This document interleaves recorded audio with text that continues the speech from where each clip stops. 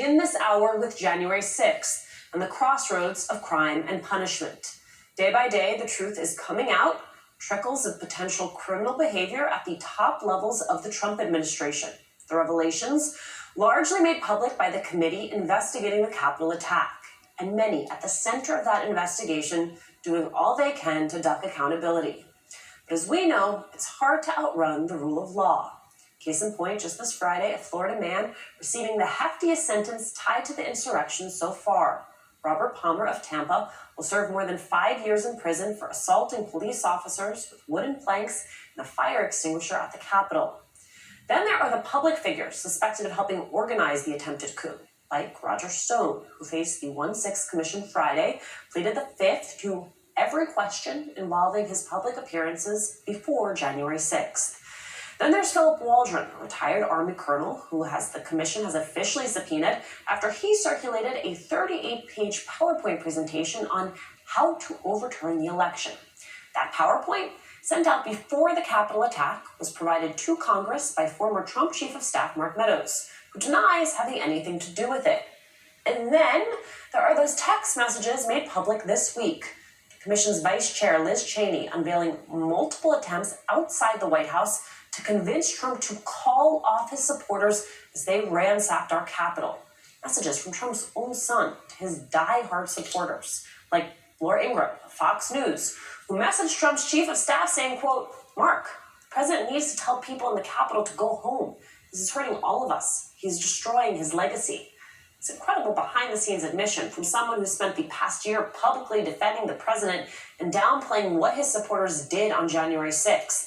And while it's big, it's just one small development in a week of new findings, making it harder and harder for Republicans to ignore, including Mitch McConnell, appearing eager to learn what else the commission finds. We're watching the investigation that's occurring over in the House,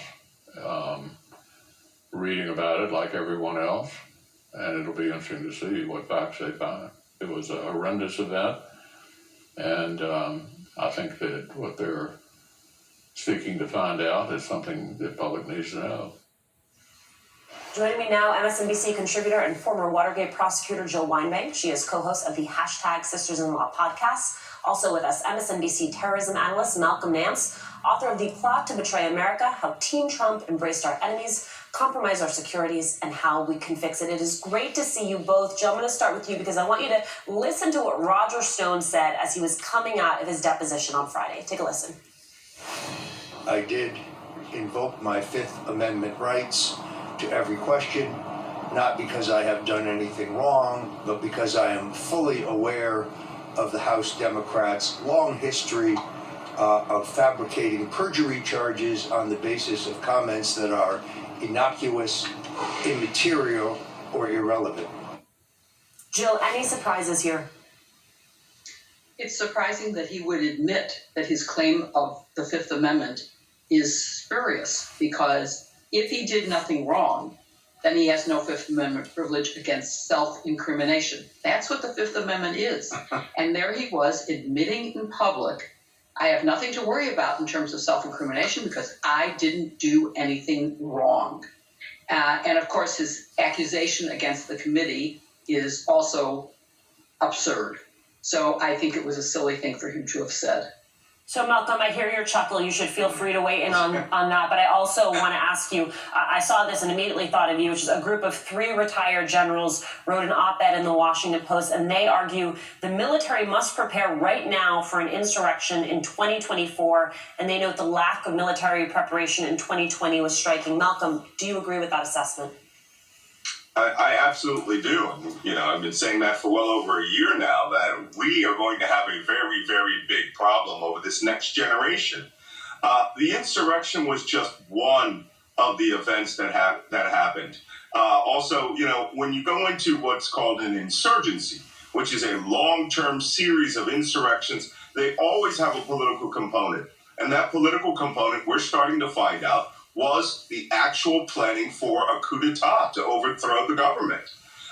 They thought they would do it through, rigging the election and getting Mike Pence not to certify the election. But the people who came to the Capitol the next day, on January 6th, were there to be the foot soldiers that do the police action to actually overthrow the government. Even worse, we found out that in one of those text messages, someone said that, or told Mike Meadows, that the National Guard would be brought in to protect Trump's voters, which means that the National Guard would have been militarized with the intent to help assist in an overthrow of the government.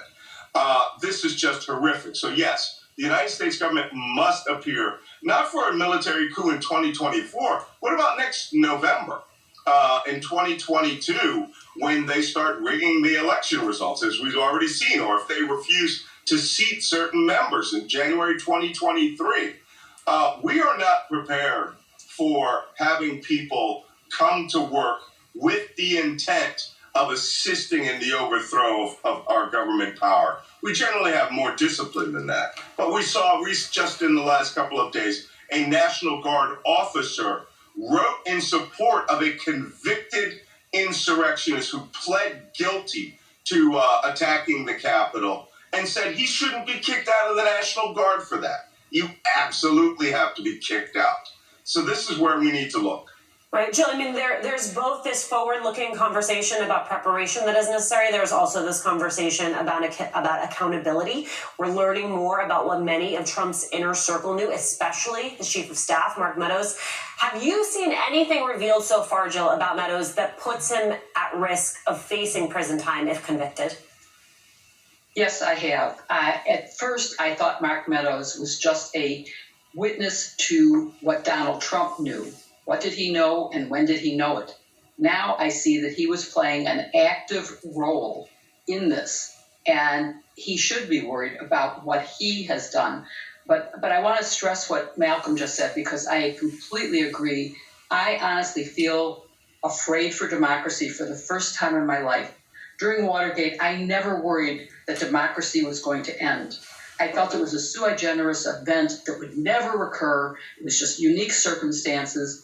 But now we're seeing a better prepared Republican Party, and I use the term loosely because it's not the Republican Party that any of us used to know, but the Trump Party is now better prepared to commit a coup than they were when he controlled the levers of government. He now controls state government, and he's going to use it. I feel almost as if we're in 1939 in Germany. And it can happen here if voting rights aren't passed, including something that will prevent state legislatures from saying, well, we don't like these results, so we're going to determine a different set of electors. That has to be part of the voting rights that we pass. You know, part of what is so